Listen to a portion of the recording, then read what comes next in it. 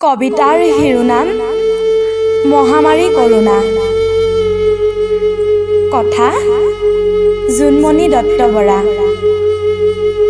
আবৃত্তি ফুলমাই দত্ত। মহামাৰী কৰোণা। বিশ্বত বিভীষিকাৰ সৃষ্টি কৰা হে মহামাৰী কৰোণা, কি যে তোমাৰ মহিমা। আজি সকলো ফালে তোমাৰে ভয়ংকৰ বাণী। সমগ্ৰ বিশ্ব আজি মৃত্যুৰ গৰাহত। চৌদিশে মাথো ভয়, শংকা আৰু মৃত্যুৰ কিৰিলি। মৃত্যুৰ সৈতে যুঁজি যুঁজি গোটেই বিশ্বই আজি হৈছে অসহায়। কি পাইছা তুমি মানৱ জাতিক ধ্বংস কৰি? চাৰিওফালে কেৱল মৃত্যু মৃত্যু মৃত্যু। মৃত্যুৰ খবৰ শুনিলে দুচকুৱেদি অশ্ৰু নিগৰি আহে। তোমাৰ ওচৰত সেই অশ্ৰু জানো কিবা মূল্য আছে?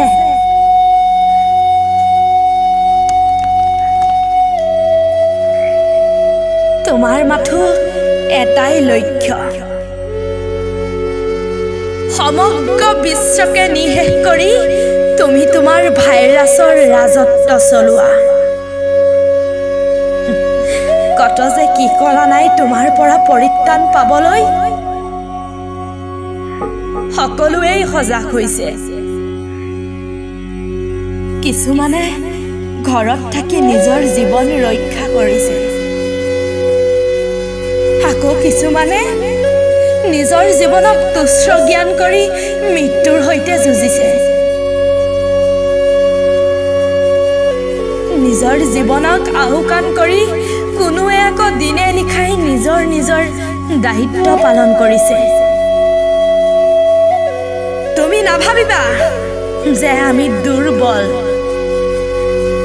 আমি অসমীয়া জাতি সদায় সবল।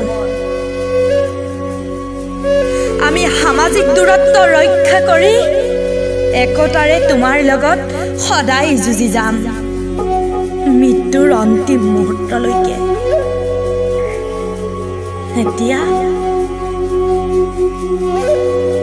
এতিয়া আমাৰ এটাই লক্ষ্য, তোমাৰ বীজবোৰ ধ্বংস কৰা।